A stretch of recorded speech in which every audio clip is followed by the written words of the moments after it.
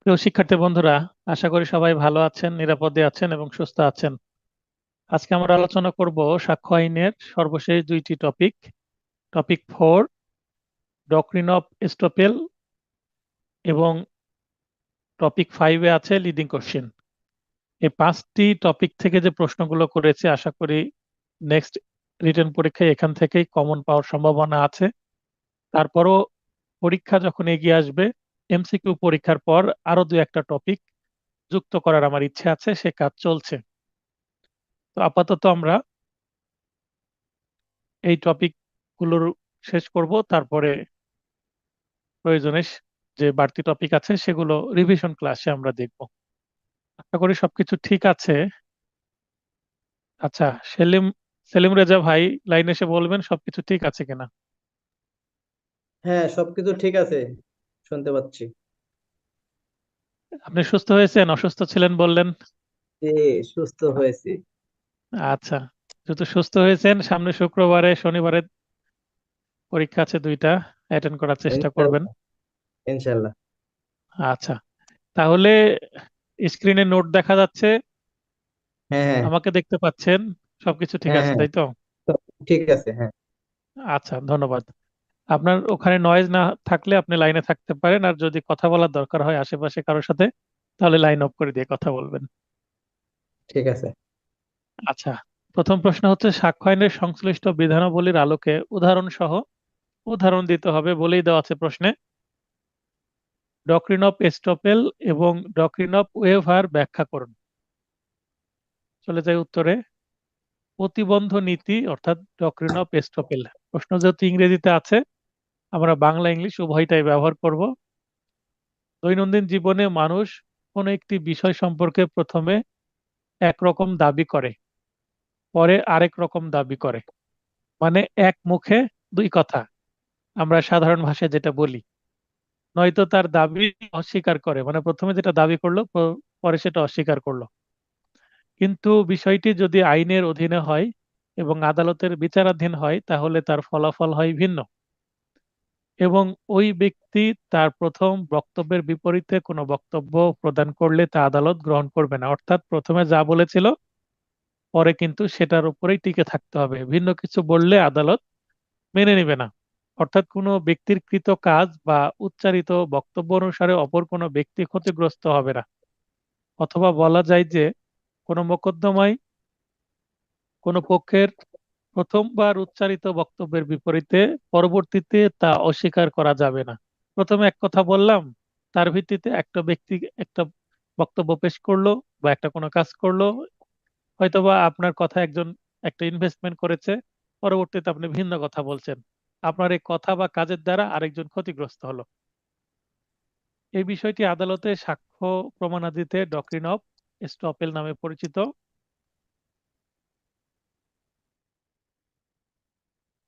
Estoppel শব্দটি এসেছে ফরাসি শব্দ থেকে, যার অর্থ টু স্টপ। তাহলে এটা ফরাসি শব্দ, যার অর্থ টু স্টপ, অর্থাৎ বন্ধ করা বা প্রতিরোধ করা বা বাধা দেওয়া। কি বাধা দেওয়া, কি বন্ধ করা, পরবর্তীতে ভিন্ন রকম যেন কোনো কিছু বলতে না পারে, সেই বিষয়টিকেই বাধা দেওয়া। ডক্ট্রিন অফ স্টপেল নীতিকে বাংলায় প্রতিবন্ধকতার নীতি হিসাবে অভিহিত করা হয়। অনেকে একে প্রতিবন্ধ নীতি হিসাবে আখ্যায়িত করেন। এরপরে চলে যাই আমরা আইনে। এতক্ষণ সূচনা দিলাম আইনে, যেহেতু এটা একটি ডক্ট্রিন বা থিওরিটিক্যাল কোশ্চেন, অবশ্যই আপনাকে প্রথমে কি দিতে হবে, এই ধরনের কিছু ইন্ট্রোডাক্টরি বা সূচনা বা ইন্ট্রোডাকশন দিতে হবে। তাহলে এটার উত্তর আপনি ভালো হবে, কারণ এটা পিওর থিওরিটিক্যাল কোশ্চেন বা বর্ণনামূলক প্রশ্ন। প্রতিবন্ধ নীতি সাক্ষ্য আইন 1872-এর 115, 16 এবং 117 ধারায় বর্ণিত হয়েছে। তবে প্রতিবন্ধ নীতির সংজ্ঞা দেওয়া আছে 115-তে। অত্র ধারার বিধান মতে, অর্থাৎ 115 ধারার বিধান মতে, যখন কোনো ব্যক্তি তার উচ্চারণ, ঘোষণা, কাজ বা কর্মবিরতির দ্বারা স্বেচ্ছাকৃতভাবে বা ইচ্ছাকৃতভাবে অপর কাউকে কোনো কিছু সত্য বলে বিশ্বাস করতে দেয় এবং সেই ব্যক্তিকে সেই বিশ্বাস অনুসারে কাজ করতে দেয়, তখন ওই দুই পক্ষের মধ্যে প্রথমোক্ত ব্যক্তি বা তার প্রতিনিধি উক্ত বিষয়ের সত্যতা অস্বীকার করতে পারে না। এই ধারার অন্যতম উদ্দেশ্য হলো ছলচাতুরী এবং তঞ্চকতা পূর্ণ অর্থাৎ প্রতারণাপূর্ণ আচরণ প্রতিরোধ করা এবং ক্ষতিগ্রস্ত কিংবা সংক্ষুব্ধ পক্ষকে তার আইনগত অধিকার রক্ষায় সাহায্য করা। মনে করেন আপনি দোকানে গেলেন, দোকানে গিয়ে একজনকে বললেন যে ভাই আমি কিছু জিনিসপত্র কিনবো, তো এগুলোকে 1 নম্বর জিনিস কি ভালো জিনিস? মনে করেন যে আপনি খুচরা দোকানদার, আপনি পাইকারি দোকানদারের কাছে গেলেন। এখন পাইকারি দোকান থেকে কোনো পণ্য সামগ্রী কিনলেন। এখন সে বলল হ্যাঁ এটা 1 নম্বর ভালো জিনিস, কিন্তু আপনি বিক্রয় করলেন, আপনি দোকান থেকে পাইকারি দোকান থেকে নিয়ে খুচরা দোকানে আপনি বিক্রয় করলেন। কাস্টমাররা সেটা কিনে খেয়ে দেখলো যে না এটা 1 নম্বর জিনিস না, মানে ভেজাল আছে। তখন আপনাকে তো ধরবে। তখন আপনি যদি দোকানদারকে যে ধরেন, পাইকারি দোকানদারকে, তখন পাইকারি দোকানদার যদি বলে না আমি তো বলিনি যে এটা 1 নম্বর, আপনি তো কম দামে 2 নম্বর জিনিসই নিয়ে গেছেন। তার মানে আগে বললো এটা 1 নম্বর, পরে বলছে যে না এটা 2 নম্বরই, এটা লো কোয়ালিটির প্রোডাক্ট ছিল, যেটা আপনি বুঝে শুনেই নিয়েছেন। তার মানে সে অস্বীকার করলো, আপনার সাথে প্রতারণা করলো। নিম্নে একটি উদাহরণের মাধ্যমে প্রতিবন্ধকতা নীতি ব্যাখ্যা করা হলো। এখানে যে উদাহরণটা দেওয়া আছে, আপনাকে এত একটা না একটা উদাহরণ দিতেই হবে। এটাই দিতে পারেন অথবা যে কোনো একটা উদাহরণ আপনি বানিয়েও দিতে পারেন। বানিয়ে উদাহরণ দিতে হলে আপনাকে অবশ্যই বুঝতে হবে নীতিটা কি। নীতিটা ক্লিয়ার হলে আপনি যে কোনো উদাহরণ বানিয়ে দিতে পারেন। একটু আগে আমি যেমন একটা উদাহরণ বানিয়ে দিলাম। জনক আসিফ একজন ব্যক্তি নূরকে বিশ্বাস করায় যে সে 1 খণ্ড জমির মালিক। তাহলে আসিফ নূরকে যে বলছে ভাই এই জমিটা আমার, তুমি চাইলে এটা কিনতে পারো। আসিফ ওই সম্পত্তি পেয়েছে তার বাবার কাছ থেকে উত্তরাধিকার সূত্রে। সে বলল যে হ্যাঁ এইটা উত্তরাধিকার সূত্রে আমার বাবার কাছ থেকে পেয়েছি। যদিও তার বাবার সম্পত্তি তখনও ভাগ বাটোয়ারা হয়নি এবং জমির পৃথক দাগও হয়নি। তার মানে আসিফের আরো ভাই আছে, বোন আছে, আরো উত্তরাধিকার আছে। বাটোয়ারা সূত্রে বা ওয়ারিশ সূত্রে সম্পত্তি পেলেও এখনো কি হয়নি, পৃথক সাহাম বা আলাদা আলাদা করে ভাগ করে নেয়নি। আসিফের বাবা মারা গেছে এটা ঠিক। এখন নূর মনে করছে যেহেতু আসিফের বাবা মারা গেছে, আসিফ যেহেতু তার বাবার সন্তান, ছেলে, সম্পত্তি তো পাবেই। তাই নূর তার সম্পত্তি কেনার জন্য হয়তোবা কি করেছে, নূর সরল বিশ্বাসে জমিটি কিনে নেয় আসিফের কাছ থেকে, অলরেডি কিনেও ফেলেছে। পরে আসিফের বাবার জমি বন্টিত হয় এবং আসিফ ওই জমিটি পায়। তাহলে যেই জমিটি কিনেছে সেই জমিটি আসিফ পায়। মনে করেন একটা খতিয়ানের 101 নম্বর দাগের সম্পত্তি আসিফ পেয়েছে এবং অলরেডি 101 দাগের সম্পত্তি আসিফ নূরের কাছে বিক্রয় করে দিয়েছে। মনে করেন নূরের কাছে 2022 সালে বিক্রয় করে দিয়েছে, কিন্তু তাদের ভাগ বাটারা হলো 2024 সালে, 2 বছর পরে। এখন আসিফ দাবি করে যে নূরের কাছে ওই সম্পত্তি বিক্রি অবৈধ। কেন অবৈধ? কেননা আসিফ তখন জমির মালিকই ছিল না। তার মানে জমির মালিক যেহেতু আমি 24 সালে হয়েছি, এখন নূরকে যে বলছে ভাই আমি তোমার কাছে যে 22 সালে জমিটা বিক্রয় করেছিলাম ওই সময় তো আমি মালিক ছিলাম না, আমি 24 সালে এসে মালিক হয়েছি। যদি আমি এই জমিটা না পেতাম, অন্য জমিটা পেতাম, তাহলে তো সমস্যা হতো। অতএব কি করো, আমি তোমাকে যে 20 লক্ষ টাকায় জমিটা বিক্রয় করেছি তুমি টাকা ফেরত নাও এবং আমার জমি দিয়ে দাও, এই ধরনের হয়তো বা দাবি করছে। এখন দুইজনের একটা দুইজনের যে কোনো একটা পক্ষ আদালতে চলে যাবে, হয় আসিফ যাবে বা নূর যাবে।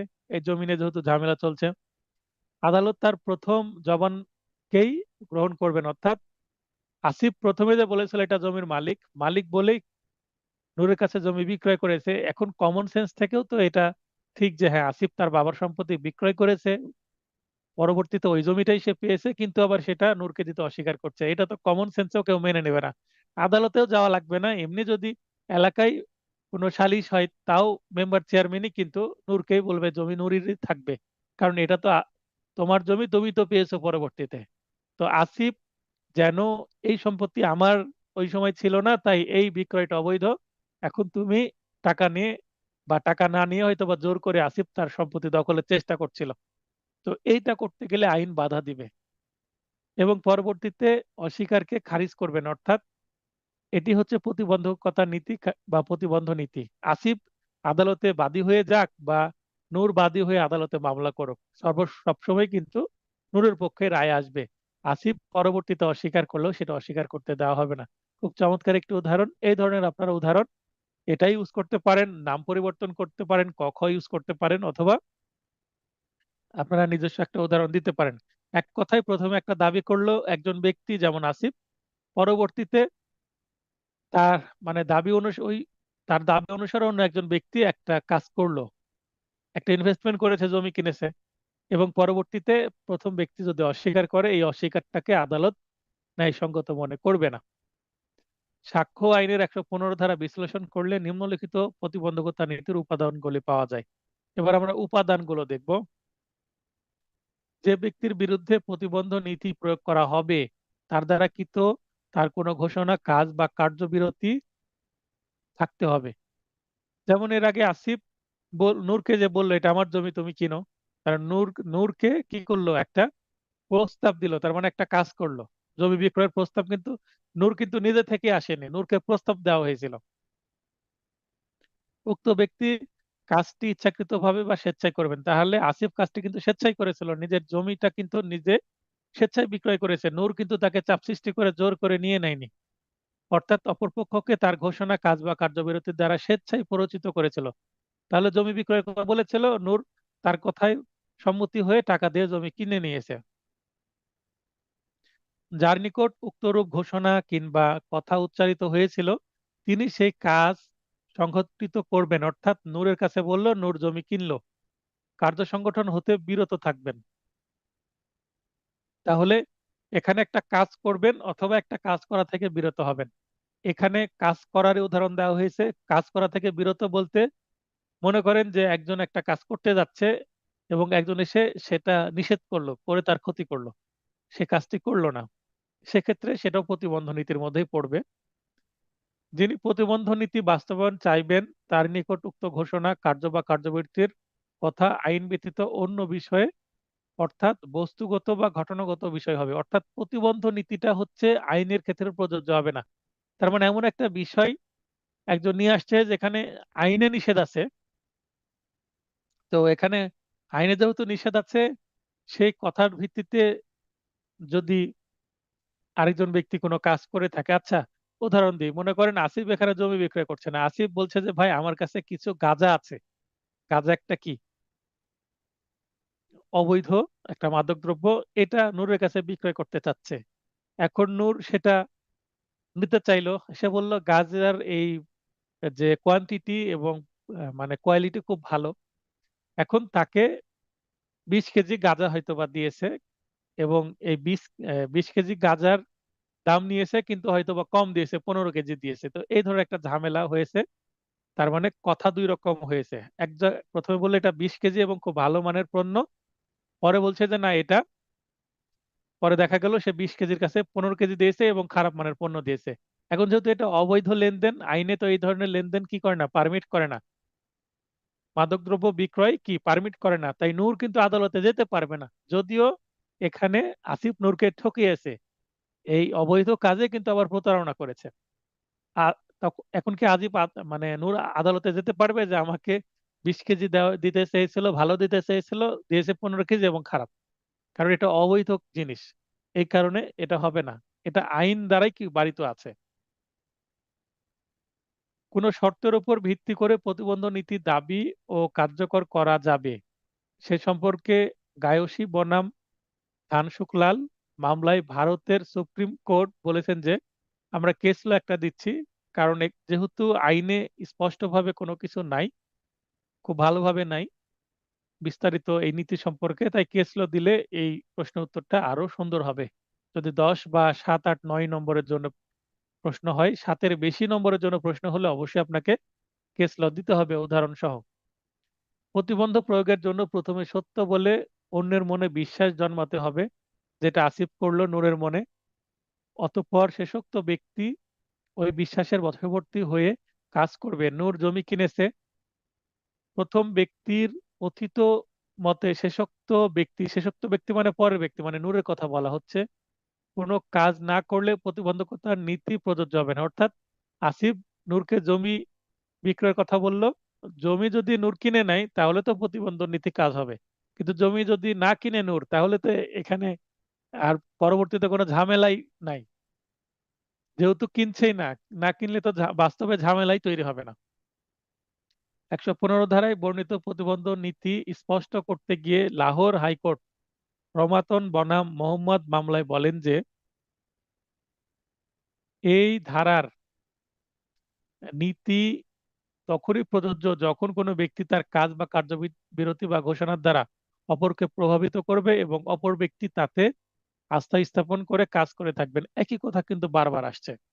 আরো একটি কেস ল, করাচি পৌরসভা বনাম মুসা আদম মামলায় করাচি হাইকোর্ট বলেন যে স্বীকৃত বাধা বা নীতি তখনই প্রযোজ্য হয় কোনো ব্যক্তির প্রতিশ্রুতির দ্বারা অপরকে তার সিদ্ধান্তের বিরুদ্ধে কাজ করতে পরিচিত করবে। এখানে তারা লেখা আছে, এই তারাটাকে তার হবে, রয়ের আকারটা কেটে দেন। আরো একটি কেস ল, 53 ডিএলআর 522 পৃষ্ঠা। এ মামলায় বলা হয়েছে যে যে ক্ষেত্রে কোনো পক্ষ তার কার্য বা কথা দ্বারা অন্য পক্ষের নিকট সুস্পষ্ট প্রতিশ্রুতি প্রদান করে, সেক্ষেত্রে উক্ত প্রতিশ্রুতিকারী তার প্রতিশ্রুতি হতে পরবর্তীতে নিজেকে সরিয়ে নিতে বা সরিয়ে নিতে অধিকারী হবে না। তাহলে দেখেন প্রতিটা বিষয় কিন্তু প্রতিবন্ধ নীতির যে সংজ্ঞা সেটাকে ব্যাখ্যা করছে। এখন আপনারা অনেকে বলতে পারবেন এখানে আমি 4টা কেস ল দিয়েছি, 4টা কি দিতে হবে? অ্যাটলিস্ট 2টা দেন। বেশি কেস ল দিয়েছি, যেটা আপনার মনে থাকবে সেটা লিখবেন, এই কারণে অতিরিক্ত থাকলে সমস্যা নেই, কম থাকলে সমস্যা, ভুলে যাবেন। বেশি থাকলে যেটা সহজ মনে হয়, যে গল্পটা যে কথাগুলো মনে রাখতে পারবেন সেটা উত্তর করবেন। আচ্ছা, এই ছিল স্টপেল নীতি। এবার আমরা পড়বো ওয়েভার বা দাবি পরিত্যাগ নীতি, ডক্ট্রিন অফ ওয়েভার। দাবি পরিত্যাগ নীতি বা ডক্ট্রিন অফ ওয়েভার হচ্ছে কোনো কিছু গিফট করে সেটা আর ফিরিয়ে নেওয়া যায় না। আমরা আদালতে এই ধরনের কয়েকটা মামলা আমার কাছে আসছে, আমি বিবাদী পক্ষে নিযুক্ত হয়েছি। বাদী মামলা করেছে, একটা মামলায় মা তার মেয়ের নামে মামলা করেছে, মা মেয়েকে কিছু সম্পত্তি দান করেছে। তো এই সম্পত্তিটা তখন দাম কম ছিল, ভাইরাও অস্বীকার করেনি। 2-3 বছর পরে সম্পত্তির পাশে দিয়ে পাকা রাস্তা হয়েছে, সম্পত্তির দাম বেড়ে গেছে। এখন ভাইয়েরা ওই সম্পত্তি আর বোনকে দিবে না, মাকে চাপ সৃষ্টি করছে। মা সম্পত্তি তার কন্যার কাছে ফেরত চাচ্ছে, কন্যা তার দিবে না, কারণ কন্যা অলরেডি সেখানে বাড়ি তৈরি করে ফেলেছে। এখন মা কন্যা নামে মামলা করেছে, মা কন্যাকে সম্পত্তি দান করেছিল সেটা আবার ফেরত চাচ্ছে। এটা একটা কেস, এটা রিয়াল কেস। আমি কন্যার পক্ষে মামলা জবাব দিয়েছি। এখন মামলাটা 30 ধারা তদবিরের জন্য আছে, নেক্সট হয়তো বা ইস্যু গঠন হবে। না, ইস্যু গঠন হয়ে গেছে, নেক্সট এসডি, তারপরে সাক্ষী শুরু হবে। আচ্ছা, আরেকটা মামলা এই ধরনের মামলা, দাদা তার নাতিকে অর্থাৎ ছেলের ছেলেকে সম্পত্তি দান করেছে, একেবারে শহরের প্রাইম লোকেশনে জমি। এই সম্পত্তিটা যখন দান করেছে তখন সবাই রাজি ছিল। এখন দাদার সাথে নাতির সম্পর্ক খারাপ হয়ে গেছে, নাতির দেওয়া সম্পত্তি দাদা ফেরত চাচ্ছে। দাদা নাতির নামে মামলা করে দিয়েছে, এই মামলাতে আমি নাতির পক্ষে জবাব দাখিল করেছি অলরেডি। তো এইটা হচ্ছে কি, আমি একটা দাবি পরিত্যাগ করলাম, যেটা দিয়ে দিলাম একজনকে, দিয়ে দিয়ে সেটা আমি আবার ফেরত চাচ্ছি। এখন এই যে মা কন্যাকে সম্পত্তি দিল, দিয়ে আবার সেটা ফেরত চাচ্ছে, ফেরত দিচ্ছে না, মামলা করে দিল। আবার দাদা নাতিকে মানে সম্পত্তি দিয়েছে, সেটা ফেরত চাচ্ছে, আপোষে দিচ্ছে না, তাই মামলা করে সেটা ফেরত নেওয়ার চেষ্টা করছে। এই মামলায় উভয় পক্ষই দাবি করছে যে এটা ছল চাতুরির প্রতারণার মাধ্যমে সম্পত্তিটা নেওয়া হয়েছে। তারা দাবি করছে, কারণ প্রতারণা যদি প্রমাণ করতে পারে তারা, তাহলে সম্পত্তি অবশ্যই ফেরত পাবে। তো প্রতারণা তো প্রমাণ করতে পারবে না, কারণ যে গিফট ডিড বা হেবা ডিড বা দান সত্ত্ব যে দলিল তৈরি করা হয়েছে, সেই দলিলের যে সাক্ষী, যে সেই দলিলের যে বাদীর শনাক্তকারী, এই 3জন ব্যক্তি তার পরিবারেরই। যেমন মা কন্যাকে সম্পত্তি দিল, সেখানে বাবা আছে শনাক্তকারী, এবং চাচা আছে, এবং ভাই আছে কি সাক্ষী। তাহলে তারা সবাই ছিল পরিবারের, তাহলে সেটা কিভাবে প্রতারণার মাধ্যমে হলো? এগুলো আমার জবাবে আসছে। আর নাতির মামলা যেটা, সেটাতে কিন্তু ওই সন্তানেরা আছে, তার মানে পরিবারের মধ্যেই সবাই সাক্ষী আছে। অতএব এখানে হ্যাঁ, দান দান বাতিল হয় যদি প্রতারণা যদি থাকে। তারা যেমন দাবি করছে প্রতারণামূলক ভাবে নিয়েছে। যেমন এরকম অনেক হয় যে বাবাকে নিয়ে গেছে এক কাজে, কিন্তু অন্য কাজে যে প্রতারণা করে সম্পত্তি লিখে নিয়েছে, এরকম হতে পারে। আবার কি হয়েছে, বাবার পরিবর্তে বাবা সাজিয়ে অন্য একজন ব্যক্তিকে নিয়ে গেছে। মনে করেন মিস্টার রহিমের সম্পত্তি তার ছেলে নিয়ে নিচ্ছে, মিস্টার রহিমকে সাব রেজিস্ট্রি অফিসে নিয়েই যায়নি। রহিমকে সাজিয়ে রহিম সাজিয়ে অন্য কাউকে নিয়ে গিয়ে প্রতারণা করেছে, যেমন ওই যে ছদ্মবেশে প্রতারণা, এই ধরনের ঘটনা ঘটেছে, জালিয়াতি যেটাকে বলা হয়। ডকুমেন্টারি প্রতারণাকে জালিয়াতি বলে। তো জালিয়াতির যদি বিষয় থাকে, প্রতারণার বিষয় থাকে, তাহলে সেটা দলিল যদি বাতিল হয়ে যায় তাহলে সম্পত্তি ফেরত আসবে। তাছাড়া তো দান করা সম্পত্তি সাধারণত ফেরত আসবে না। এটাকেই আসলে ওয়েভার বলা হচ্ছে। এবার আমরা পড়বো এই গল্পটা, যদি মনে থাকে ওয়েভার কি, বুঝতে খুবই সুবিধা হবে। ওয়েভার শব্দটার সাথে পরিচয় হবে যারা বিশেষ করে প্রাইভেট ভার্সিটিতে পড়া সম্পর্কে বিষয় জানেন, যে প্রাইভেট ভার্সিটিতে পড়লে রেজাল্ট ভালো করলে বা অনেক সময় ইন্টারমিডিয়েট রেজাল্ট ভালো হলে সেটার ভিত্তিতে, রেজাল্টের ভিত্তিতে বা পারফরমেন্সের ভিত্তিতে 20%, 25% বা 50% বা 100% ওয়েভার দেওয়া হয়। যে টিউশন ফি প্রাইভেট ভার্সিটির, সেখান থেকে একটা পার্সেন্টেজ ওয়েভার দেওয়া হয়, তার মানে সেমিস্টার ফি কম লাগবে। ওয়েভার শব্দটা সেখানে বেশি প্রচলিত আমি দেখেছি। তো এই যে ওয়েভার মানে দাবি পরিত্যাগ করছে, যে 100% ওয়েভার দেওয়া হলো একটা স্টুডেন্টকে, তার মানে তাকে কোনো টাকা দিতে হবে না টিউশন ফি, হয়তোবা জাস্ট তাকে একটা মিনিমাম ফি দিতে হবে, যেটা রেজিস্ট্রেশন ফি প্লাস পরীক্ষার যে ফি, সেটা অ্যাকচুয়াল যে টিউশন ফি সেই টাকাটা দিতে হবে না। ওয়েভার এর ধারণাটি চুক্তি আইন থেকে এসেছে। তাহলে ওয়েভার কিন্তু সাক্ষ্য আইনের বিষয় না, এটা চুক্তি আইনের বিষয়। ওয়েভার বলতে দাবি পরিত্যাগকে বোঝায়।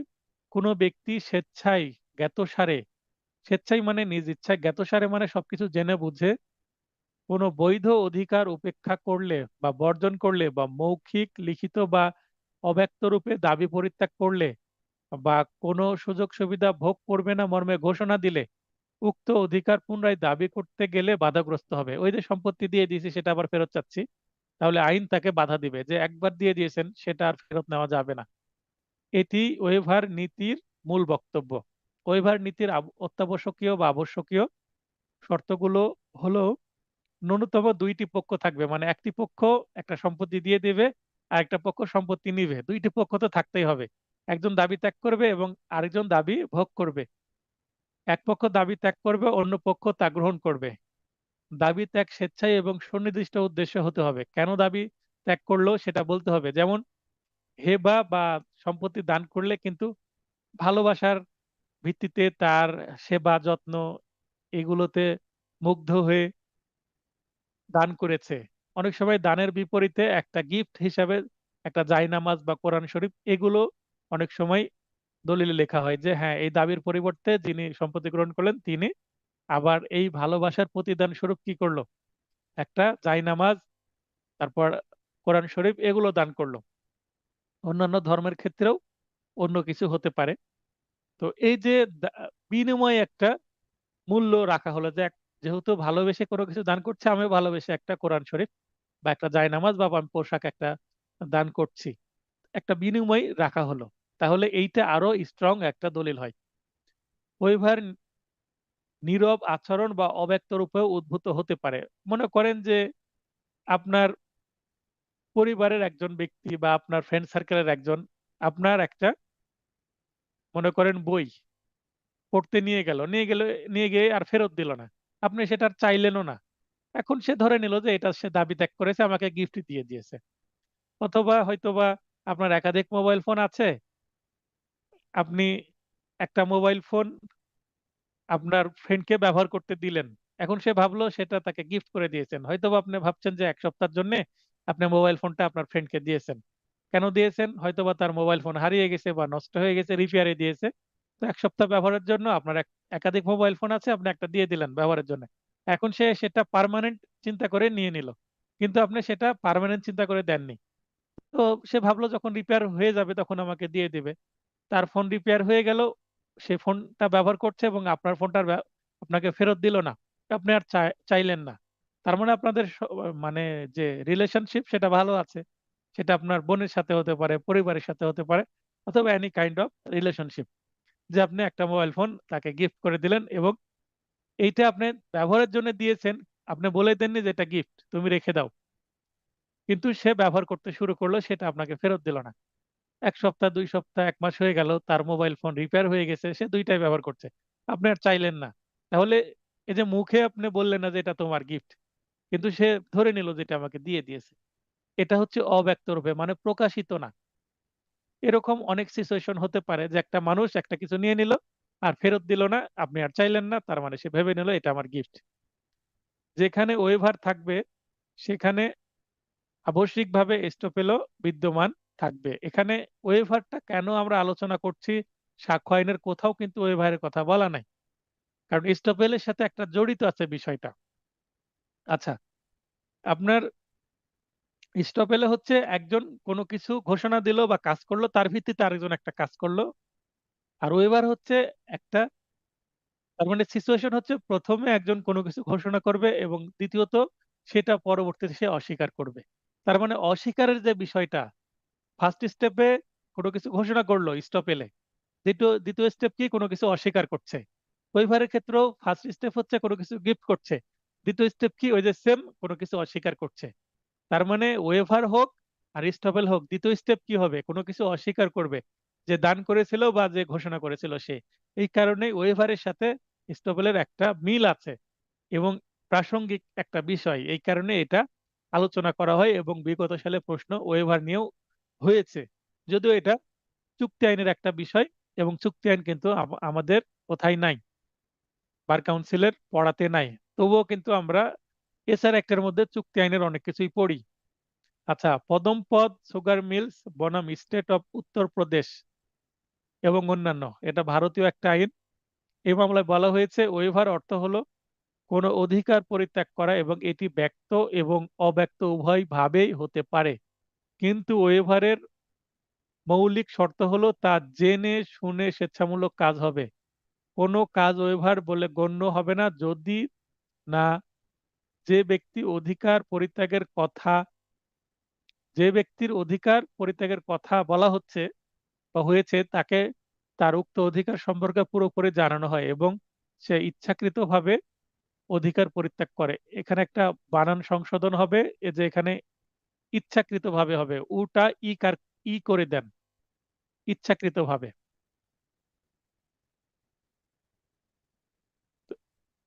তাহলে এই ছিল আমাদের ওয়েভার নীতি। ওয়েভার নীতির আলোচনা একটু কম, একটা মাত্র কেস ল দিয়েছি।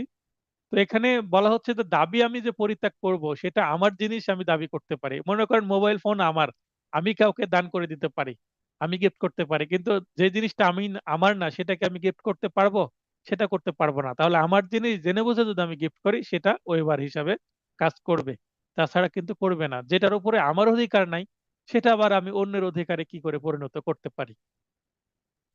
আচ্ছা, এরপরে পরের প্রশ্ন হচ্ছে কোন আইনের বিরুদ্ধে স্টপেল হতে পারে কি? আইনের বিরুদ্ধে স্টপেল, স্টপেল নীতিটি আইনের বিরুদ্ধে কার্যকর হয় না। মূলত আইনের বিরুদ্ধে কার্যকর না হওয়ার কিছু কারণ রয়েছে, যেমন একটা কেস ল প্রথমে আসছে government of Bangladesh versus doctor Mohammad Nazrul Islam Bhuiyan, এটা সিভিল ডিএলআর এডি 255, 66 ডিএলআর এর একটি মামলা। এ মামলায় আইন লঙ্ঘন করে তখন 60 ফিটের ভবন নির্মাণের অনুমতি দেওয়া হয়। তখন আদালত সে অনুমোদনটি অকার্যকর এবং বাতিল করেন। আইন সকলেই জানে, এটা স্বাভাবিকভাবে ধরে নেওয়া হয়।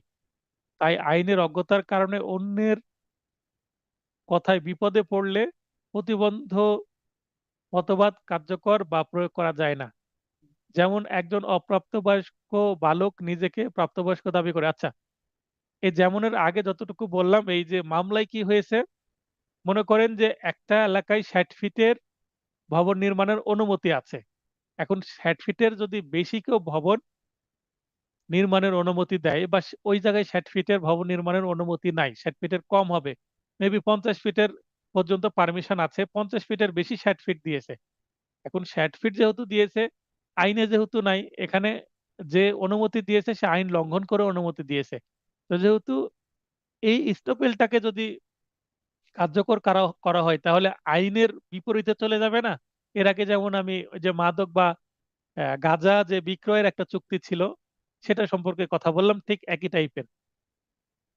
যেটা আইনে নাই সেটা সম্পর্কে কেউ যদি প্রতিশ্রুতি দেয় এবং সেই অনুসারে কেউ যদি কাজ করে ক্ষতিগ্রস্ত হয়, তাহলে এই যে প্রথম যে ব্যক্তি পরে যদি অস্বীকার করে সেটা কিন্তু তাকে কি করা যাবে না, এই স্টপেল দ্বারা সিভিল মামলায় ক্ষতিগ্রস্ত করা, মানে দাম, মানে স্টপেলের মাধ্যমে সিভিল মামলায় তার থেকে কোনো প্রতিকার পাওয়া যাবে না। তবে হ্যাঁ, যদি প্রতারণা থাকে তাহলে অবশ্যই ফৌজদারি মামলায় চিটিং কেস তার বিরুদ্ধে করা যাবে। যেমন একজন অপ্রাপ্তবয়স্ক বালক নিজেকে প্রাপ্তবয়স্ক দাবি দিয়ে ঋণ করলে, মনে করেন যে একজন 17 বছর বয়সের একজন ছেলে, তার যে আইডি কার্ড হয়নি, সে হয়তো বা একটা ন্যাশনাল আইডি ক্রিয়েট করলো, কি আইডি, ভুয়া ন্যাশনাল আইডি তৈরি করলো, অথবা তার জন্ম নিবন্ধন কার্ড বয়সটা কি টেম্পার করলো, যে ফটোকপি করে তার জন্ম নিবন্ধন ফটোকপি দিচ্ছে, বলছে আমার এখনো কি হয়নি, ভোটার আইডি হয়নি, প্রক্রিয়াধীন আছে। অথবা ভোটার আইডি একটা ক্রিয়েট করলো মানে ফরজারি করে বা জালিয়াতির মাধ্যমে। পাওনাদার পরে টাকা দাবি করলে অপ্রাপ্তবয়স্ক বালকটি নিজের বয়সের অজুহাত তুলতে পারে এবং বলতে পারে আইনত চুক্তি মূলে তার ঋণ করার সুযোগ ছিল না। তার মানে 17 বছরের ছেলে ব্যাংক থেকে লোন নিয়েছে এবং পরে লোনের টাকা পরিশোধ করছে না, ব্যাংক তার নামে মামলা করতে গেলে সে মামলায় বা সে দাবি করছে আমার তো বয়সই হয়নি 18 বছর, আপনি আমাকে কেন ঋণ দিয়েছেন। সুতরাং আইন লঙ্ঘনের সুযোগ সৃষ্টি হবে, এমন কোনো বিষয়ে প্রতিবন্ধ নীতির প্রয়োগ হবে না। এখানে এখানে প্রতিবন্ধ নীতি কাজ করবে না। তবে হ্যাঁ, প্রতারণা করেছে যেহেতু ছেলেটি, তার নামে চিটিং কেস হতে পারে ফৌজদারি আইনে, 420 বা 416 ধারায় মামলা হতে পারে, 417 ধারায় মামলা হতে পারে। কিন্তু এখানে প্রতিবন্ধ নীতি প্রয়োগ করে তার থেকে ঋণের টাকা আদায় করা যাবে না। তার মানে এখানে অর্থ ঋণ আইনে মামলা হবে না। অর্থ ঋণ আইন হচ্ছে 2003 সালের সিভিল একটা মামলা। কারো কাছ থেকে টাকা পেলে ব্যাংক তার বিরুদ্ধে অর্থ ঋণ আইনে মামলা করতে পারে। এই মামলা করতে পারবে না এই 17 বছরের ছেলের নামে, কারণ সে এখানে ফ্রড করেছে। আর তার মানে জালিয়াতি এবং প্রতারণার মামলা হতে পারে এই ছেলের নামে, কিন্তু সিভিল মামলা হবে না। মানে টাকা যে ঋণ দিয়েছে, ঋণ উদ্ধারের মামলা হবে না এর বিরুদ্ধে। আরেকটা কেস ল পড়ি, জ্ঞানেন্দ্র চন্দ্র মজুমদার ভার্সেস ধীরেন্দ্র চন্দ্র সাহা, এই ডিএলআর এর মামলা।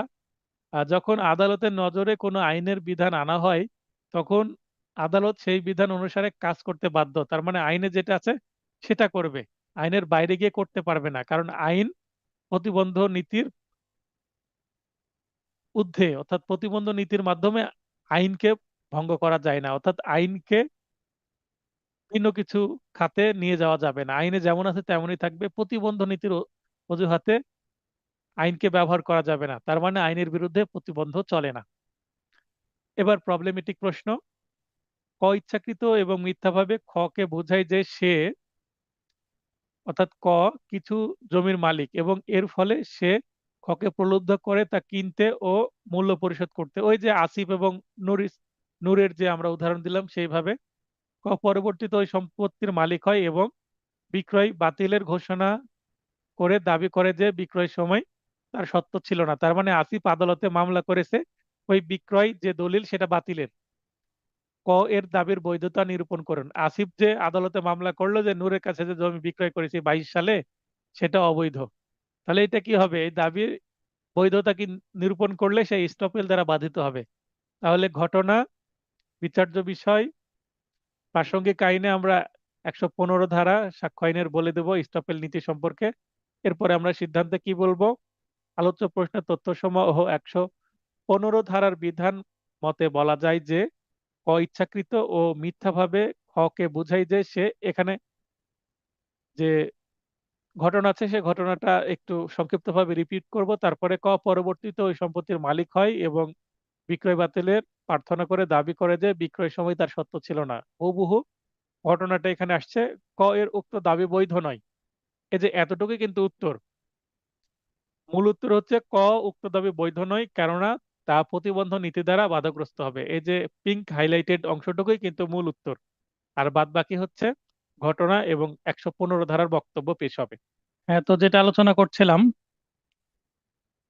আরেকটি প্রবলেমেটিক প্রশ্ন, জনাব আকরাম অবিভক্ত পৈতৃক বসতবাড়ির একজন অন্যতম মালিক। তার মানে বাবার সম্পত্তি সেটা এখনো ভাগ বাটোয়ারা হয়নি, তার একজন মালিক হচ্ছে আকরাম।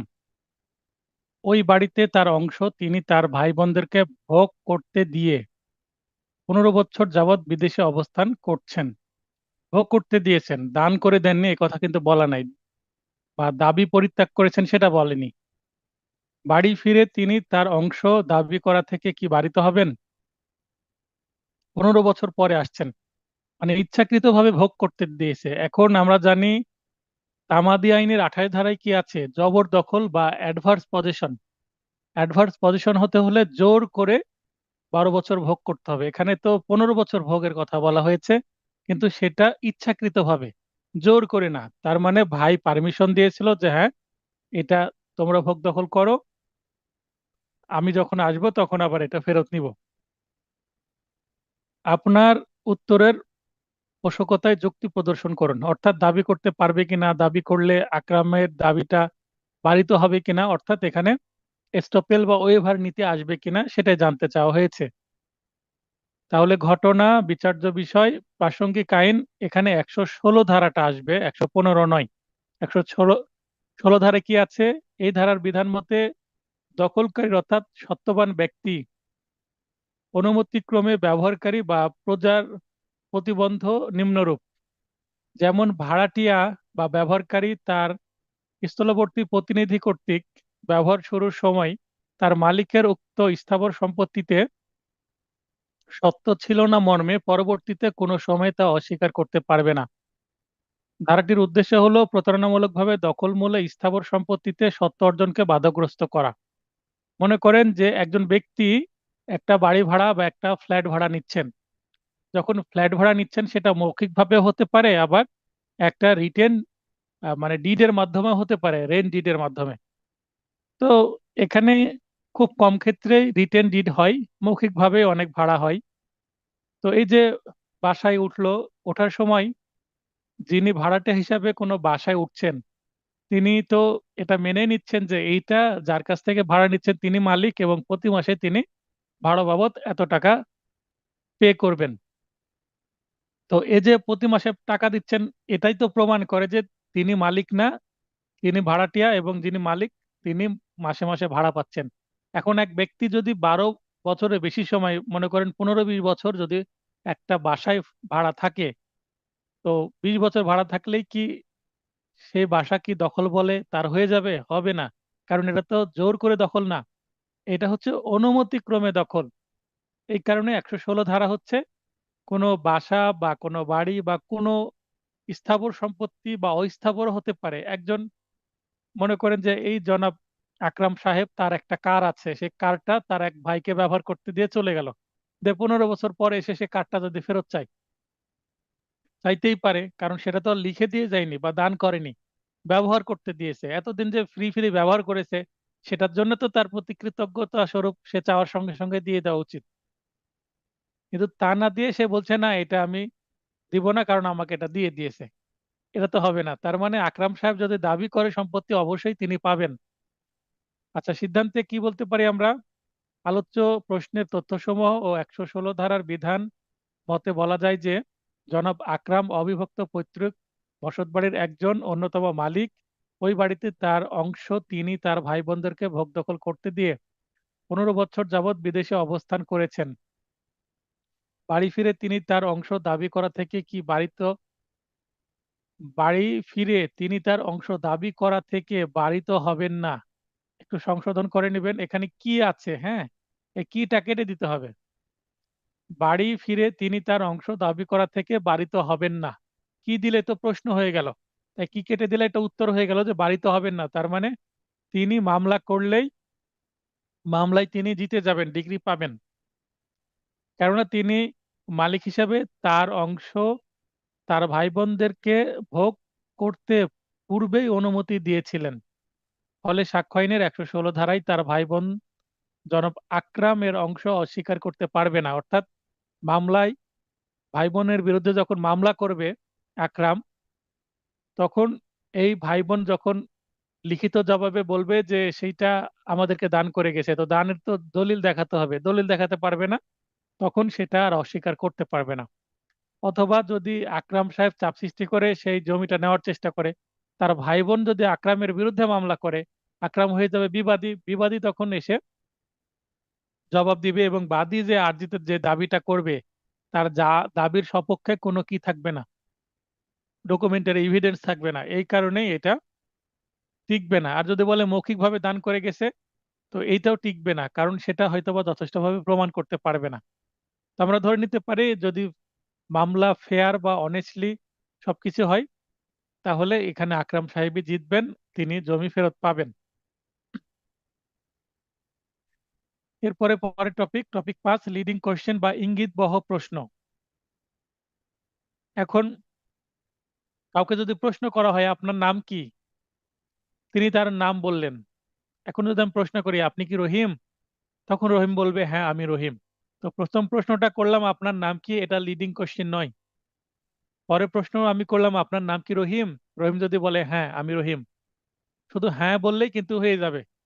তো যখন একটা মামলায় বাদী পক্ষ জবানবন্দি দিবে, বিবাদী পক্ষ বা আসামি পক্ষ যে আইনজীবী আছে, তিনি বাদী পক্ষর আইনজীবীকে কি করবে, জেরা করবে। সিভিল মামলায় বিবাদী পক্ষ যদি জবানবন্দি দেয়, তো বিবাদী পক্ষের বিপরীতে যে বাদী পক্ষের আইনজীবী থাকবেন, তিনি আবার বিবাদী পক্ষের সাক্ষীদের জেরা করবে। অর্থাৎ যে পক্ষের সাক্ষী তারা জবানবন্দি দিবে এবং অপর পক্ষে এসে কি করবে, জেরা করবে।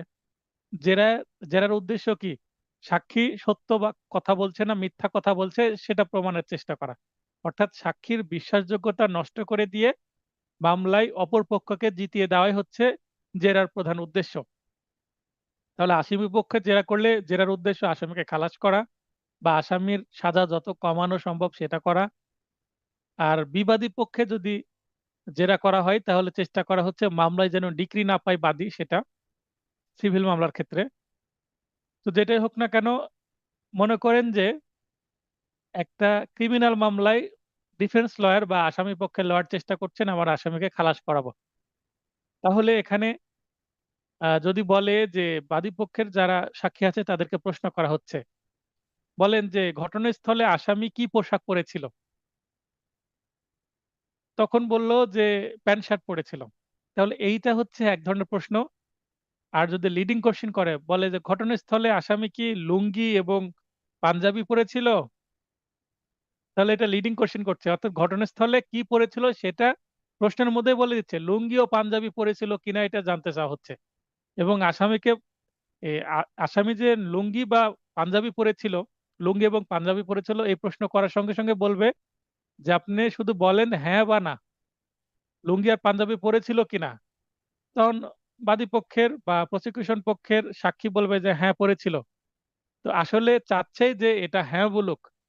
পাঁচজন হয়তো বা সাক্ষী আছে, পাঁচজনের দুই একজন যদি হ্যাঁ বলে আসলে লুঙ্গি এবং পাঞ্জাবি পরে ছিল না, এটা যেন অপরপক্ষ ভুল বা মিথ্যা কথা বলে, অপরপক্ষের সাক্ষীতে যেন এলোমেলো হয়, তাই এই ধরনের লিডিং কোশ্চেন করা হয়। হয়তোবা দুইজনকে প্রশ্ন করলো যে আসামি লুঙ্গি এবং পাঞ্জাবি পরেছিল, এবং বাকি তিনজনকে প্রশ্ন করলো যে জিন্স এবং টি শার্ট পরেছিল। আরেকজনকে প্রশ্ন করলো যে ট্রাউজার এবং হাফ হাতা শার্ট পরেছিল। এই ধরনের নানান প্রশ্ন করলো। এখন সবাই যদি এটাতে হ্যাঁ বা না বলে বা বলে যে মনে পড়ছে না, তখন কিন্তু এটা আসামিপক্ষ কি পেল, লিড পেলে। কারণ লিডিং কোশ্চেনের দ্বারা বাদীপক্ষের উত্তর এমন আমরা প্রত্যাশা করছি যেটা প্রশ্নের মধ্যে আছে। হ্যাঁ না উত্তর করলে এখানে আসামি পক্ষের রেজাল্ট চলে আসবে। আচ্ছা, এবার আমরা মানে এখানে গল্পের মাধ্যমে বোঝানোর চেষ্টা করলাম, এবার আমরা পড়ব প্রশ্ন। উদাহরণ সহ ইঙ্গিতবাহী প্রশ্ন সংজ্ঞায়িত করুন। সর্বোচ্চ 5 নম্বরের জন্য আসতে পারে সংজ্ঞা, বা 3 নম্বর। ইঙ্গিতবাহী প্রশ্ন ইংরেজিতে লিডিং কোশ্চেন। দেওয়ানি বা ফৌজদারি যে কোনো মামলায় সংশ্লিষ্ট পক্ষগণ বিভিন্ন ধরনের সাক্ষ্য প্রমাণের ভিত্তিতে রায় তাদের অনুকূলে নিতে চায়। একটু আগে যেটা আমি বলেছি, এ লক্ষ্যে মামলার বিষয়বস্তু প্রমাণের জন্য আসামিকে উভয় পক্ষ প্রশ্ন করে থাকে, সরি, সাক্ষীকে উভয় পক্ষ প্রশ্ন করে থাকে। আইনের ভাষায় এ জাতীয় পদ্ধতিকে জবানবন্দি অর্থাৎ এক্সামিনেশন ইন চিফ, মানে প্রথম নিজের সাক্ষীকে প্রশ্ন করলে এবং সেটার উত্তর দিলে সেটা এক্সামিনেশন ইন চিফ বা জবানবন্দি বলে, এবং জেরা বা ক্রস এক্সামিনেশন বলা হয়। অর্থাৎ যখন অপরপক্ষের আইনজীবী প্রশ্ন করবে তখন জেরা বলা হয় বা ক্রস এক্সামিনেশন বলা হয়। জবানবন্দি এবং পুন জবানবন্দি এবং জেরা চলাকালে অনেক ক্ষেত্রেই পক্ষগণের অ্যাডভোকেট গুরুত্বপূর্ণ ভূমিকা পালন করেন এবং কখনো কখনো বিশেষ প্রশ্ন করে থাকেন, যে প্রশ্নের গর্ভেই উত্তর নিহিত থাকে। আসলে লিডিং কোশ্চেন এর প্রশ্নের মধ্যেই উত্তর লুকিয়ে থাকে, আর এই ধরনের প্রশ্ন করা হয় যেন ব্যাখ্যা দিতে না পারে, সাক্ষী ব্যাখ্যা দিতে না পারে আসলে কি পড়েছিল সেটা যেন সাক্ষী বলতে না পারে। কারণ কি পড়েছিল হয়তো বা মনে আছে, কিন্তু হানা এমন ভাবে প্রশ্ন করে বিভ্রান্তি করা হবে সাক্ষীদের, যেন সাক্ষীরা একটা ভুল বা একটা অসম্পূর্ণ উত্তর দেয়, যেটা আর্গুমেন্টের সময় অ্যাডভান্টেজ নিতে পারে আসামি পক্ষের আইনজীবী, আসামি পক্ষে। তো এটা কিন্তু একটা art of cross examination. Cross এক্সামিনেশনের আপনি কি লিডিং কোশ্চেন করবেন, এটা কিন্তু বারবার ক্রস এক্সামিনেশন করতে করতে একটা অভিজ্ঞতা চলে আসে। একজন অ্যাডভোকেট অনেক জেরা করার পরে কিন্তু আর্ট অফ ক্রস এক্সামিনেশনের একটা জায়গায় পৌঁছাতে পারেন এবং এই জিনিসগুলো বুঝতে শিখেন। একজন নতুন আইনজীবী কখনো ভালো জেরা করতে পারবে না। কি ধরনের প্রশ্ন করতে হবে, কি জবানবন্দি হলো, ইনস্ট্যান্ট সিদ্ধান্ত নিয়ে প্রশ্ন করতে হবে, কারণ হয়তোবা ফরম্যাট থাকে। হয়তোবা এই কারণে বলছি, কারণ অনেকেই ফরম্যাট ব্যবহার করে যেটা আসলে সঠিক নয়। মানে মনে করেন একটা মাদকের মামলা, একটা যৌতুকের মামলা, একটা নারী শিশুর মামলা, তো এক এক ধরনের মামলায় সিনিয়র বলে দেয় এই প্রশ্নগুলো করবেন, মানে বাড়ি থেকে ওই প্রশ্নগুলো লিখে নিয়ে আসছেন। একই প্রশ্ন সকল মামলায় করছে, তাই হয় সকল মামলা কি একই পরিস্থিতিতে তৈরি হয়েছে? সকল মামলার পরিস্থিতি বা বর্ণনা তো ভিন্ন ভিন্ন। অতএব কিছু কমন প্রশ্ন থাকতেই পারে, তাই বলে আপনি 10টা প্রশ্ন এই এই মামলায় করলেন, ওই একই 10টা প্রশ্ন আবার আরেক মামলায় করবেন, তাহলে হবে না। লিডিং কোশ্চেন গুলো কমন যদি হয়ে যায়, বারবার একই প্রশ্ন করছেন, তখন কিন্তু এইটা অপরপক্ষের আইনজীবী বুঝতে পারবেন যে এই অ্যাডভোকেট তো এই প্রশ্ন করে। অপরপক্ষের আইনজীবী সতর্ক হয়ে যাবে এবং বলে দিবে যে অ্যাডভোকেট আপনাকে এই 10টা প্রশ্ন করবে, আপনি এইভাবে উত্তর দিবেন। তার মানে বাদীপক্ষের অ্যাডভোকেট আপনার সম্পর্কে ধারণা পেয়ে যাবে যে এই ব্যক্তি তো বারবার একই 10টা প্রশ্ন করে। তার মানে আপনার যে প্রশ্ন সেটা পরীক্ষার প্রশ্ন যদি মানে আউট হয়ে যায়, আগে থেকেই ফাঁস হয়ে যায়, তেমন সেটার আর মূল্যায়ন থাকে না, তেমনি আপনার আর কোনো খেলা হবে না। মানে জেরাই আপনি ভালো সুবিধা নিতে পারবেন না অপরপক্ষের আইনজীবী আপনার সম্পর্কে ওয়াকিবহাল থাকার কারণে। এই কারণে আপনার প্রশ্নের প্যাটার্ন বারবার চেঞ্জ করতে হবে, কিছু কিছু নতুন ইনোভেশন, নতুন নতুন প্রশ্ন করতে হবে। এটা আপনার অভিজ্ঞতার আলোকে করতে হবে এবং এক এক যে এক এক মামলায় এক এক ধরনের প্রশ্ন আসবে। এটা আপনাকে মামলার জবানবন্দি কেমন দিল একটু আগে সেটা নোট করে তার ভিত্তিতে আপনাকে প্রশ্ন করতে হবে। এবং ওই মামলায় যদি 161 ধারা জবানবন্দি থাকে, সাক্ষীর 161 ধারা জবানবন্দিতে কি বলেছে সে, এখন কি বললো জবানবন্দিতে, এগুলো সবকিছু লক্ষ্য করে ইনস্ট্যান্ট আপনাকে 2-3টা প্রশ্ন, লিডিং কোশ্চেন হোক বা নর্মাল প্রশ্ন হোক, আপনাকে করার জন্য নিজেকে প্রিপেয়ার করতে হবে। তবে লিডিং কোশ্চেন যত ভালো করতে পারবেন, যত ইনোভেটিভ প্রশ্ন করতে পারবেন, তত কিন্তু সুবিধা, এবং আপনি তত ভালো একজন ডিফেন্স লয়ার হয়ে উঠতে পারবেন।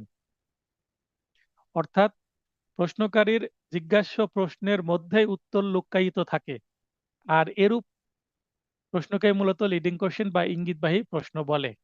মানে প্রশ্নের মধ্যেই উত্তরের ইঙ্গিত থাকে, তাই এটার নাম হচ্ছে ইঙ্গিতবাহী প্রশ্ন। লিডিং কোশ্চেন এই কারণে, কারণ সাক্ষীকে লিড করা হচ্ছে, আপনি এটা উত্তর দেন, হ্যাঁ বা না। সাক্ষ্য আইনের 141 ধারায় এ বিষয়ে বলা হয়েছে। তাহলে একটু আগে আমি কি দিলাম, সূচনামূলক কিছু বাক্য দিলাম। এবার আমি চলে যাচ্ছি আইনে। প্রাসঙ্গিক আইন এই সংক্রান্ত কি বলেছে লিডিং কোশ্চেন বিষয়ে, সেটা এখন আমরা পড়ব। যেখানে বলা হয়েছে যে ইঙ্গিতবাহী প্রশ্ন বলতে এমন প্রশ্নকে বোঝায় যে উত্তর প্রশ্নকারী চাইছে তা প্রশ্নে উল্লেখ থাকে। তার মানে যে উত্তর প্রশ্নকারী চাইছে, প্রশ্নকারী বলতে ওই যে ডিফেন্স লয়ার চাচ্ছেন যে হ্যাঁ সে উত্তর দিকে হ্যাঁ বা না। তাহলে আমি এই ধরনের প্রশ্ন আরেকজনকে করে, একজনকে প্রশ্ন করব যে পাঞ্জাবি এবং লুঙ্গি পরেছিল তাই না, হ্যাঁ হ্যাঁ, তখন বলবে হ্যাঁ পাঞ্জাবি এবং লুঙ্গি পরেছিল। এমন স্টাইলে প্রশ্ন করব সে যেন সুরে সুর মিলাই, হ্যাঁ যেন বলে যায়, এইভাবে প্রশ্নটা আপনাকে করতে হবে। মানে এমন ভালোভাবে আচরণ করতে হবে, সুন্দরভাবে।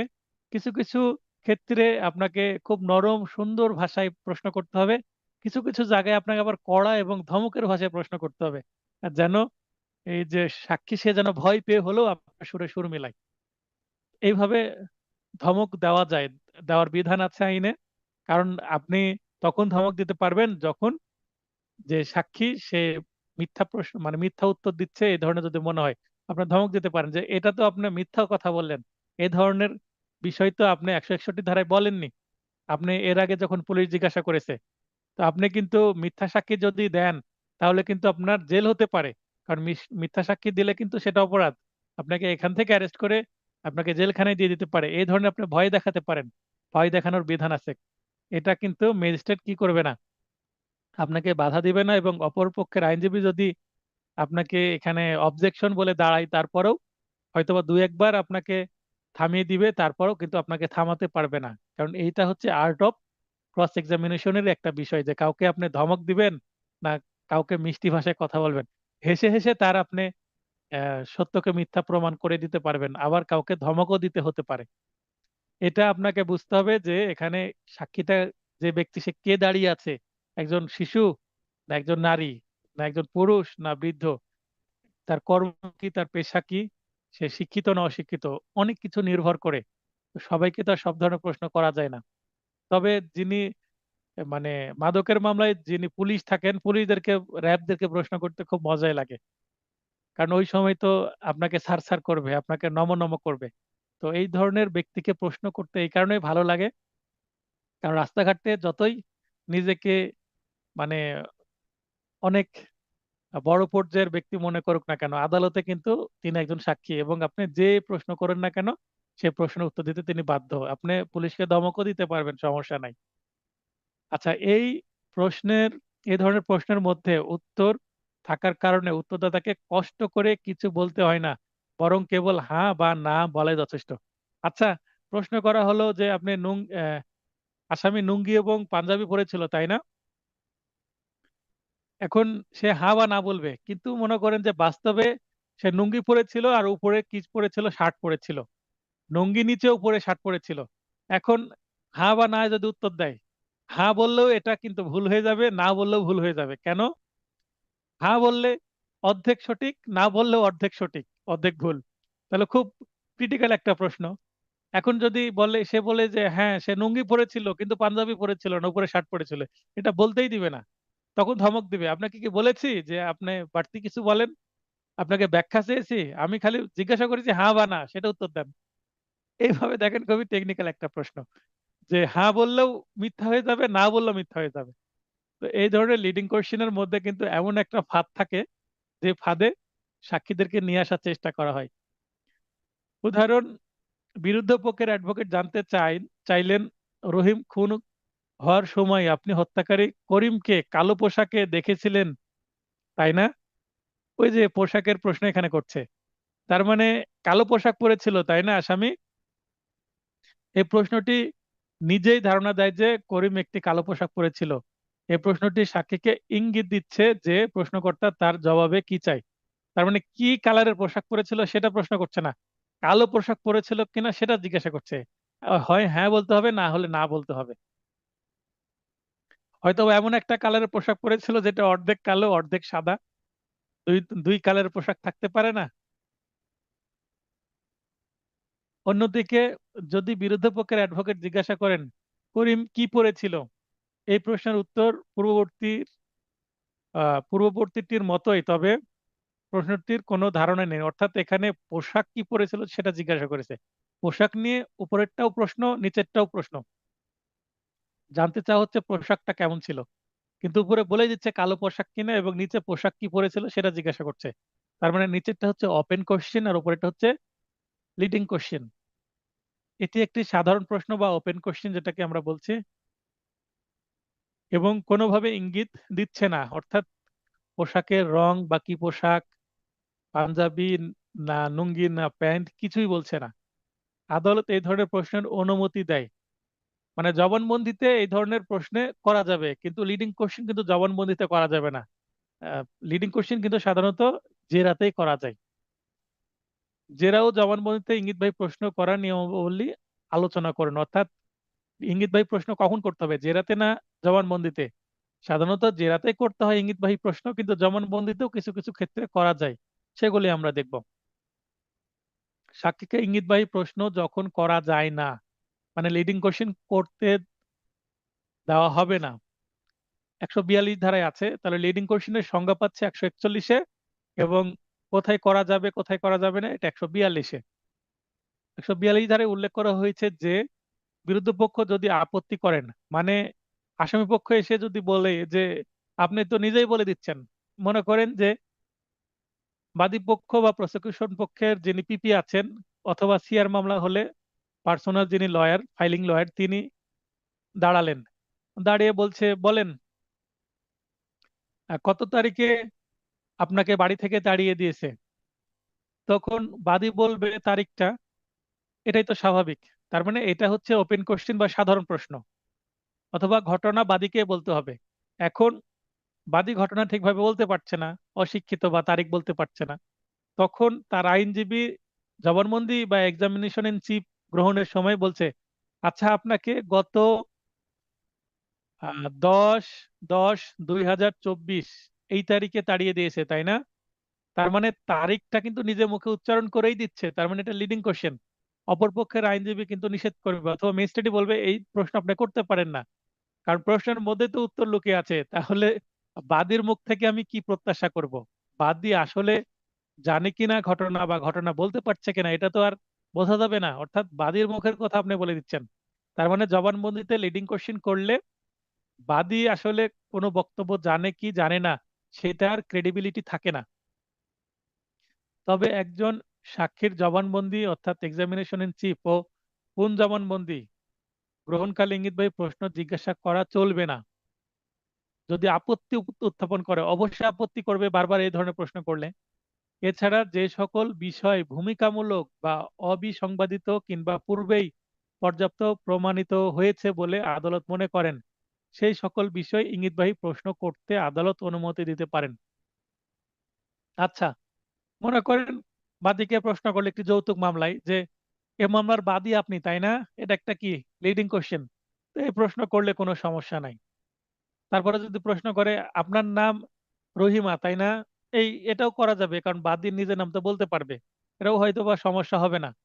পরে প্রশ্ন করলো আচ্ছা এই মামলার যে 1 নম্বর আসামি এটা আপনার স্বামী তাই না, বা প্রাক্তন স্বামী তাই না, সে বলবে হ্যাঁ, এটাও করতে পারবে, কারণ এই মামলা যেহেতু আমলে গ্রহণ করা হয়েছে, তার মানে এই মামলায় নিশ্চয় একটা একটা কাবিননামা দেওয়া হয়েছে, এবং মামলা জবানবন্দির সময় কিন্তু এই জিনিসগুলো আসছে ফাইলিং এর সময়।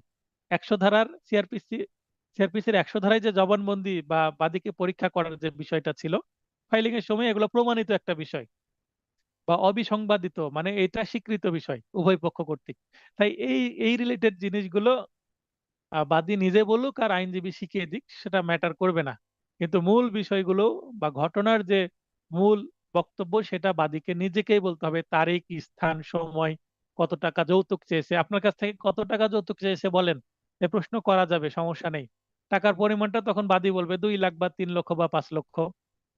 এখন যদি বলে আপনার থেকে 5 লক্ষ টাকা যৌতুক চেয়েছে তাই না, এ প্রশ্ন করা যাবে না। এই প্রশ্ন করলে কিন্তু অপরপক্ষের আইনজীবী খেপে যাবেন এবং দাঁড়াবেন যে স্যার এই প্রশ্ন করা যাবে না। আশা করি বুঝতে পেরেছেন যে জবানবন্দিতে কেন লিডিং কোশ্চেন করা যায় না। করে দিলে তো মানে সবকিছু দেখেই বলে দিল, কারণ আইনজীবী তো আইনজীবীর হাতে নথি আছে, ফাইলিং যে কমপ্লেন সেটা তো হাতে আছে, বা মামলার এজাহার আছে সাথে, এজাহার দেখেই তো আসামি বলে দিবে, সরি আইনজীবী বলে দিবে বাদীকে। তো বাদীর আর কিসের নিজের বক্তব্য থাকছে, সেখানে দাঁড়িয়ে যে নিজে বক্তব্য পেশ করবে সেটা তো আর দরকারই নাই, সেটার আর কোনো মূল্যই থাকবে না। তো সাধারণত সাক্ষীকে আহ্বানকারী পক্ষ নিজ সাক্ষীর কাছে ইঙ্গিতবাহী প্রশ্ন জিজ্ঞাসা করতে পারেন না। তবে যদি বিরোধ পক্ষ আপত্তি না জানায় এবং আদালত অনুমতি দিলে জবানবন্দি এবং পুনঃ জবানবন্দির সময়েও ইঙ্গিতবাহী প্রশ্ন জিজ্ঞাসা করা যাবে। নিম্নলিখিত ক্ষেত্রে ইঙ্গিতবাহী প্রশ্ন জিজ্ঞাসা করা যাবে কোন কোন ক্ষেত্রে? যে ইঙ্গিতবাহী প্রশ্ন ও তার উত্তর ভূমিকামূলক, এই যে আপনি এই মামলার বাদী বিবাদী আপনার স্বামী, আপনাদের বিবাহ হয়েছিল, তারপর সংসার করছিলেন, এই যে প্রথমে যে কিছু কথা, মানে বাদীকে শুরু করতে হেল্প করা, সেগুলোর সমস্যা নেই।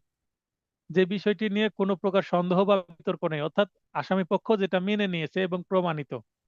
কারণ অ্যাডমিটেড ফ্যাক্ট বা যেটা অপরপক্ষ স্বীকার করে নিয়েছে সেটা তো আর প্রমাণের দরকার নাই।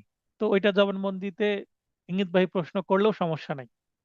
ইঙ্গিত ভাই এমন প্রশ্ন যা সাক্ষীর স্মৃতিচারণে সহায়তা করবে, অর্থাৎ কোনো কিছু ভুলে গেছে সেটা মনে করে দিতে একটু ইঙ্গিত দেওয়া, কোনো কিছু শনাক্ত করে এমন ইঙ্গিতবাহী প্রশ্ন। যেমন এখানে একটা জব্দ তালিকা আছে, তো জব্দ তালিকার যিনি সাক্ষী, তো মাদক মামলায় সে জব্দ তালিকা এইভাবে দেখিয়ে দেওয়া হয়।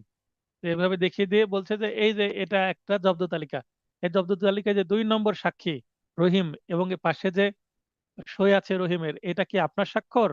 তখন রহিম কি বলবে, হ্যাঁ এটা আমার স্বাক্ষর। এটা ইঙ্গিতবাহী প্রশ্ন, তার মানে এই স্বাক্ষর রহিমের কি না, এটা লিডিং কোশ্চেন করা হচ্ছে। তো এই ধরনের প্রশ্ন করা হবে শনাক্ত করার জন্য। পর্যাপ্ত রূপে প্রমাণিত হয়েছে এমন বিষয়, মানে যে বিষয়টা প্রমাণিত হয়েছে সেটা করা যাবে, এই বিষয়গুলো জবানবন্দিতে করা যাবে। ইঙ্গিতবাহী প্রশ্ন যখন করা যায় তার মানে আমরা জবানবন্দিতে সাধারণত করা যাবে না, তবে এই যে উপরের 5টি প্রকার প্রশ্ন জবানবন্দিতে করা যাবে, এটা হচ্ছে এক্সেপশনাল। আর কখন করা যাবে? সাক্ষ্য আইনের 143 ধারা অনুসারে। তাহলে আমরা লিডিং কোশ্চেন সম্পর্কে 3টা ধারা জানতে পাচ্ছি, 141 সংজ্ঞা, 142 জবানবন্দিতে লিডিং বাহী প্রশ্নের বিষয়ে, এবং 143 হচ্ছে ক্রস এক্সামিনেশন বা জেরাতে লিডিং কোশ্চেন করার বিষয়। ক্রস এক্সামিনেশন বা জেরার সময় সাক্ষীকে ইঙ্গিতবাহী প্রশ্ন জিজ্ঞাসা করা যেতে পারে। আসলে এটাই তো ইঙ্গিতবাহী প্রশ্ন জিজ্ঞাসা করার সময়, জেরা। ইঙ্গিতবাহী প্রশ্ন জিজ্ঞাসা না করলে তো সে ভালো লয়ারই হবে না। অর্থাৎ জেরার সময় বিরুদ্ধ পক্ষ আদালতের অনুমতি ব্যতীতই সাক্ষীকে ইঙ্গিতবাহী প্রশ্ন করতে পারবে, যে কোনো ইঙ্গিতবাহী প্রশ্ন করতে পারবে। কারণ জবানবন্দি গ্রহণের সময় সাধারণত কোনো একটি পক্ষ কর্তৃক আহত ব্যক্তি বা তার পক্ষেই সাক্ষ্য প্রদান করে থাকেন। সুতরাং সাক্ষীর উত্তর খণ্ডন করার জন্য, উত্তর খণ্ডন বলতে সে যে সত্যি কথা বলছে না মিথ্যা কথা বলছে, এটাকে বলা হচ্ছে খণ্ডন বা রিবুট।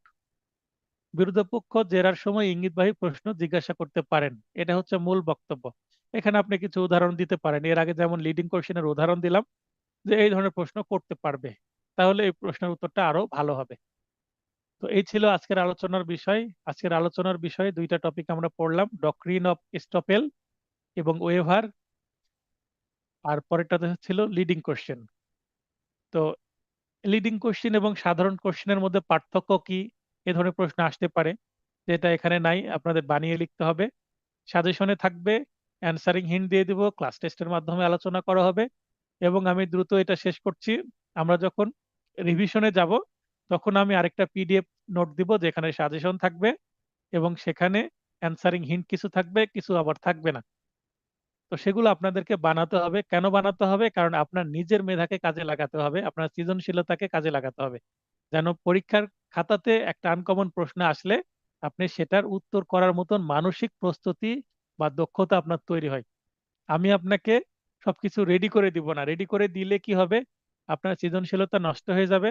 সবকিছু রেডি করে দিলেও আপনি যতই বাজারের সকল গাইড বইও পড়ে শেষ করেন, তারপরেও আপনি 50% প্রশ্ন কমন পাবেন কিনা তার কোনো গ্যারেন্টি নাই। কারণ এখন যে প্রশ্ন প্যাটার্নে প্রশ্ন হচ্ছে, নতুন প্রশ্ন আপনাকে ফেস করতেই হবে। কিন্তু হ্যাঁ, এই টাইপের প্রশ্ন হয়তোবা আপনি কমন পেলেন, কিছু কিছু আনকমন পেলেন, তো আপনাকে বুঝে উত্তর করে আসতে হবে। যেমন আমি ক্লাস টেস্টে যেটা করছি, ক্লাস টেস্টে দেখেন আমি কিছু প্রশ্ন কমন দিচ্ছি, আবার কিছু প্রশ্ন নতুন দিচ্ছি আনকমন, কিন্তু তারপরেও আপনি সেটা ট্রাই করলে কিছু না কিছু উত্তর করতে পারছেন। আমি এটাই চাচ্ছি যে আপনারা ট্রাই করেন এবং কিছু না কিছু উত্তর করেন।